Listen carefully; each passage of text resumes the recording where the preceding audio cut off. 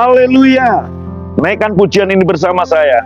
Darah-Mu Yesus, sucikan daku.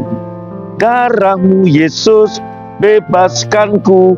Dan seterusnya. Lanjutkan sendiri. Kuasa darah Yesus. Renungan pagi ini. Efesus 1 ayat 7 berkata, sebab di dalam Dia dan oleh darahnya kita beroleh penebusan, yaitu pengampunan dosa menurut kekayaan kasih karunia-Nya. Anda mungkin bertanya, jika Tuhan Maha Tahu, bagaimana mungkin Ia melupakan semua dosa kita? Di bawah perjanjian yang baru, Tuhan menyatakan bahwa Ia tidak lagi mengingat dosa-dosa kita, karena dosa kita sudah diingat dalam tubuh Yesus disalib.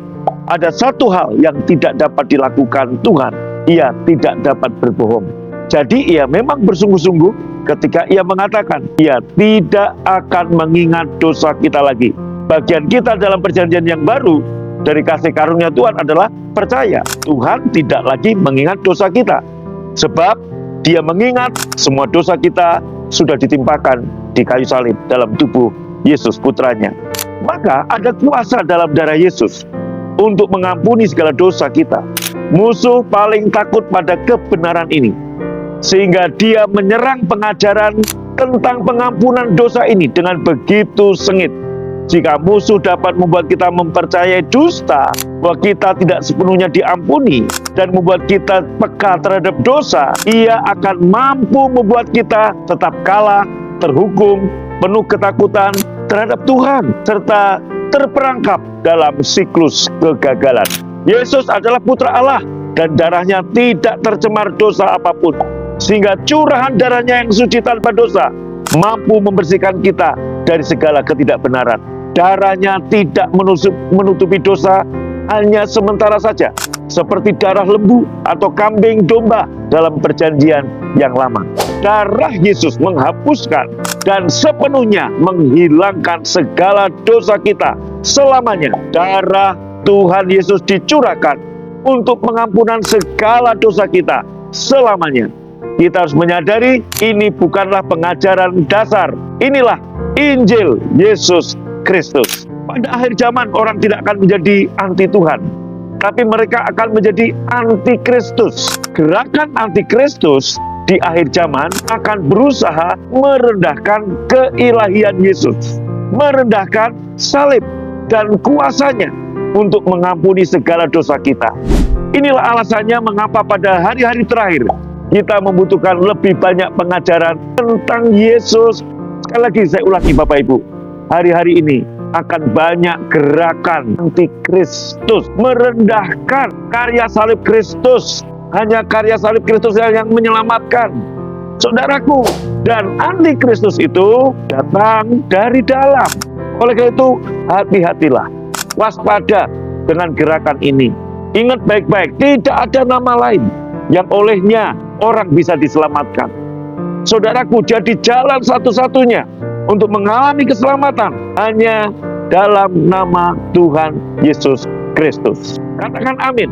Anda dan saya membutuhkan lebih banyak pengkhotbah perjanjian yang baru seperti ini, yang berpusat pada Kristus, yang menempatkan salib Yesus sebagai fokus dari semua pengajaran mereka. Satu-satunya cara mencegah penipuan ini menjalar ke dalam gereja adalah memusatkan perhatian pada peninggian pribadi Yesus dan ajaran inti dari perjanjian yang baru yang berdasarkan kasih karunia, yang merupakan pengampunan dosa yang lengkap. Inilah Injil, dan ketika Injil diajarkan, orang akan dimerdekakan. Hati-hati dengan pengkhotbah-pengkhotbah yang merendahkan karya salib Yesus, seolah-olah masih ada butuh upaya-upaya lain dari manusia. Amin.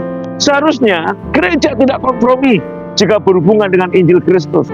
Pengampunan dosa didasarkan hanya pada anugerah-Nya yang tidak kita upayakan. Dan kita memiliki akses ke dalam anugerah ini hanya dengan apa? Iman, percaya. Tugas kita hanyalah mempercayainya. Inilah yang menjadikan Injil itu kabar baik. Percayalah, semua dosa kita sudah diampuni. Inilah bagian kita dalam perjanjian yang baru. Inilah cara kita diteguhkan dalam perjanjian yang baru. dan mengalami kepenuhan kemurahannya yang tidak kita upayakan. Saya ajak saudara doa. Katakan, Bapa terima kasih karena darah Yesus tidak sama dengan darah binatang yang tidak dapat menyingkirkan dosa secara permanen. Aku berterima kasih karena darah Yesus yang kekal berkuasa untuk menyingkirkan semua dosaku, masa lalu, masa kini, dan masa yang akan datang, sekali untuk selamanya. Hari ini aku berdiri di hadapanmu sepenuhnya, diampuni untuk selamanya. Sebagaimana Yesus tanpa noda dosa, begitu jugalah saya dalam pandanganmu. Amin. Renungkan, karena darah Yesus telah menyucikanku sepenuhnya, aku pasti mengalami kepenuhan kasih karunia-Nya yang tidak kuupayakan. Dalam nama Yesus. Amin.